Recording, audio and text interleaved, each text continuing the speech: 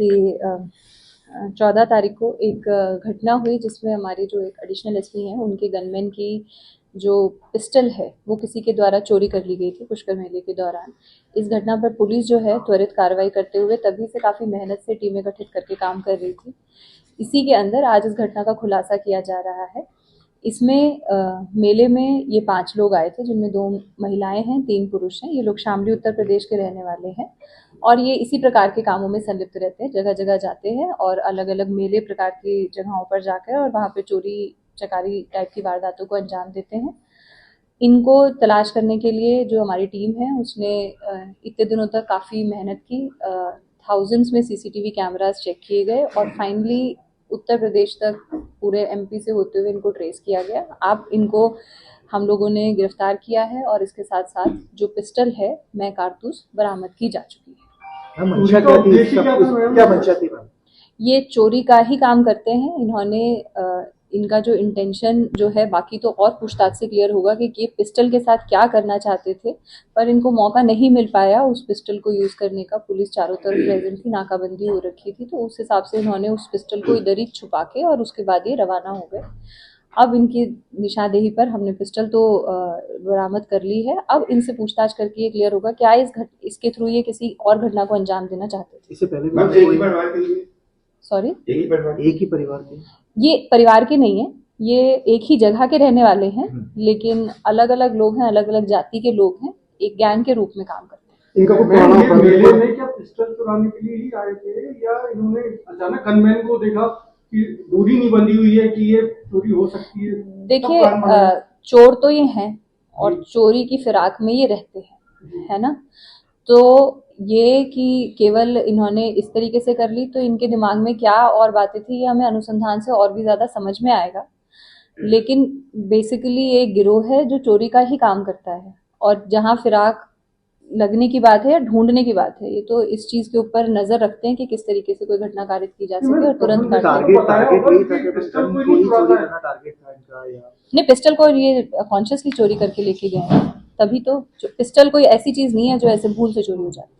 Ma'am, कहाँ से और कैसे, भीड़ के अंदर थे या पहले ही ये सारी वारदात को अंजाम दे दिया गया था? जबकि आप बता रहे हो ये अलग अलग लोग हैं, तो ये संगठित कैसे और कहाँ से? देखिए, ये एज अ संगठन एक साथ मूव कर रहे होते हैं। पुष्कर आए भी साथ में थे, इन्होंने पुष्कर छोड़ा भी साथ में है।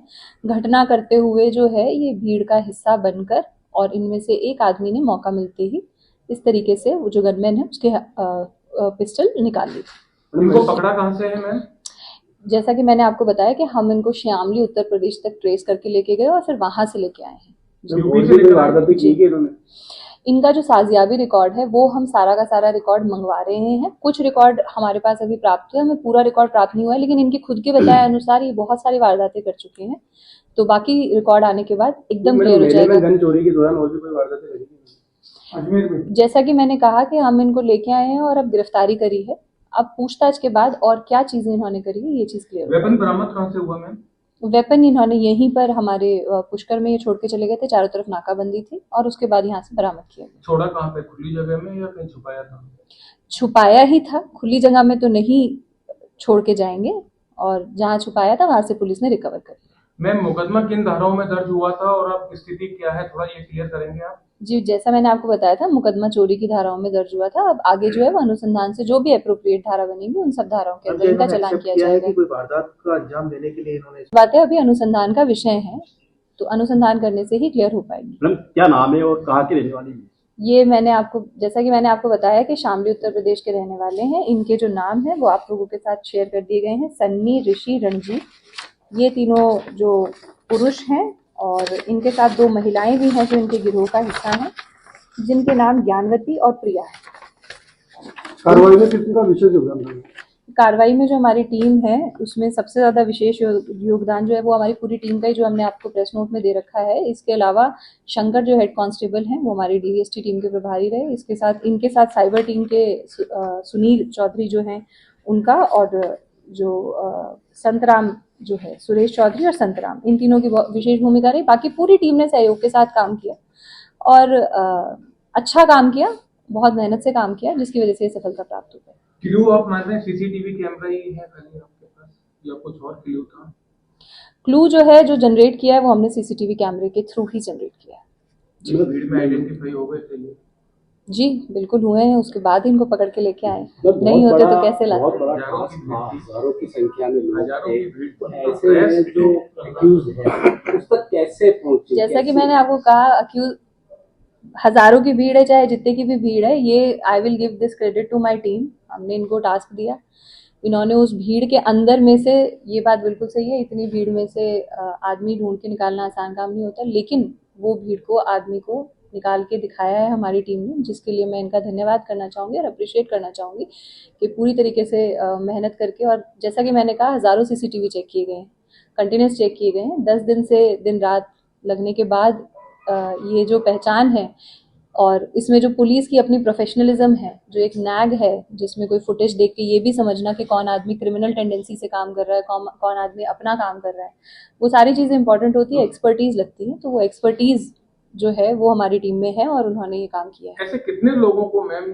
सीसीटीवी कैमरे में आप लोगों ने संदिग्ध माना होगा, क्योंकि पिन पॉइंट तो हम पहुंच नहीं गए होंगे, ऐसे कितने लोग आपके पास आए जिनको देखिए, आपने रेक्टिफाई किया कि ये 5 ही बच रहे हैं? कई लोगों को हमने संदिग्ध पाया। जब भी हमने किसी को संदिग्ध पाया टीम ने, तो उसको फॉलो अप किया। फिर जब फॉलो अप करने पर ये क्लियर हुआ कि ये आदमी जेन्युइन है, तो उसको एलिमिनेट कर दिया गया, मतलब उसको ड्रॉप कर दिया गया, और फिर दोबारा से टीम ने एफर्ट करने शुरू किए, और इस प्रकार से हमने 5-7 बार कंटिन्यूसली ये मैटर जो है अलग अलग स्टेज पे जाके रिपीट करने के बाद फाइनली हमें एक ऐसी लीड मिली जो हमें क्लियर था कि ये आदमी इस घटना में ज़रूर संलिप्त हैं। जो इनका ओवरऑल बिहेवियर था, जो इनका सारा जाने का तरीका, अलग अलग वाहन चेंज करने का तरीका, उससे हमें क्लियर हो गया कि ये ज़रूर इसमें संलिप्त हो सकते हैं, और जब इनको पकड़ के पूछताछ की गई तो पूरा घटनाक्रम क्लियर हो गया। एक छोटी 5 ही सी थे या इनके साथ और भी थे? इन्हीं 5 होने की बात आ रही अब लास्ट मैम ये कि गनमैन को तो निलंबित कर दिया था, अब मिल गई है, बरामद हो गई है, विभागीय कार्रवाई रहेगी या बहाली का कुछ है। ये प्रक्रिया रहेगी मैम? ये विभागीय कार्रवाई का हिस्सा है। जांच जो है वो सीओ साहब ग्रामीण के द्वारा की जा रही है। जांच की रिपोर्ट के आधार पर निर्णय लिया जाएगा। मैम 2000 से ज्यादा पुलिसकर्मी पुष्कर मेले में तैनात किए गए थे, सादा वर्दी में भी थे, उसके बावजूद भी इतनी बड़ी वारदात होना कहीं ना कहीं प्रश्न चिन्ह खड़ा करता है अपने आप में।